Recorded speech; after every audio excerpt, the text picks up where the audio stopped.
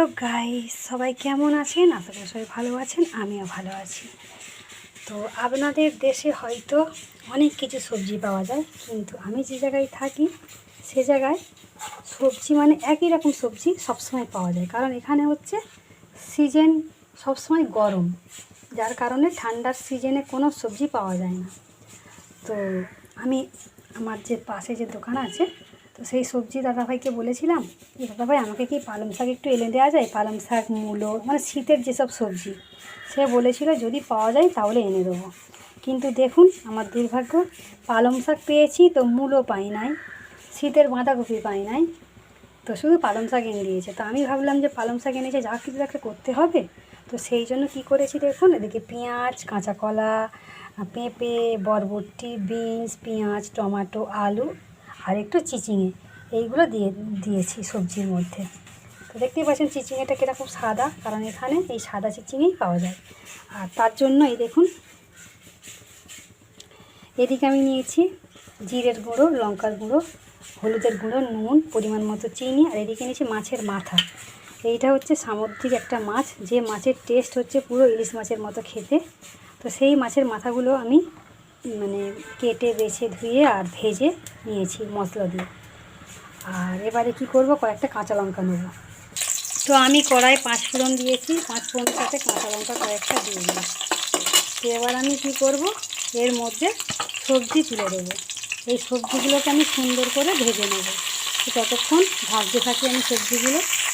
তো আমি সবজির মধ্যে সামান্য পরিমাণ নুন আর একটু হলুদ দিয়েছি, যাতে দেখতে সুন্দর হয়, ভাজাটাও ভালো হয়, নুনটাও সবজির মধ্যে ঢুকে যাবে আর কি। যতক্ষণ সবজিটা সুন্দর করে ভাজি। তো সবজিটা আমার ভাজা হয়ে এসছে, আমি এর মধ্যে এবার পালং শাকটা দিয়ে দেবো। পালং শাকটা দিয়েও পালং শাকটা একটু নাড়াচাড়া করে দেবো। তো পালং শাকে অনেক জল থাকে, তো দেখবো পালং শাকটা কতটুকু দাঁড়ায়।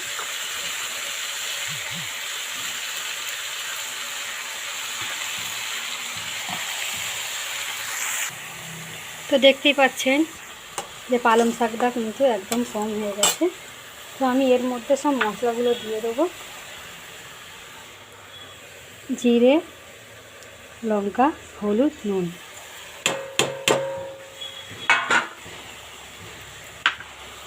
পরিমাণ মতো চিনি দিচ্ছি,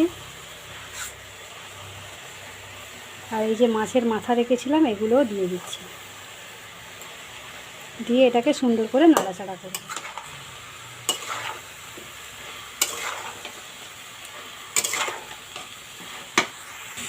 তো মশলাটা সুন্দর করে আমি একটু ভেজে নিচ্ছি, কারণ মশলাটা কাঁচা গন্ধ ছাড়বে।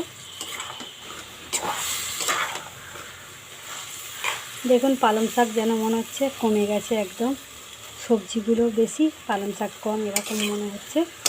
কিন্তু কিছু করার নেই, দুধের স্বাদ ঘোলে মেটাতে হবে আমাকে। তো এতে আমি সামান্য পরিমাণ জল দেবো। তো সামান্য পরিমাণ জল দিয়েছি।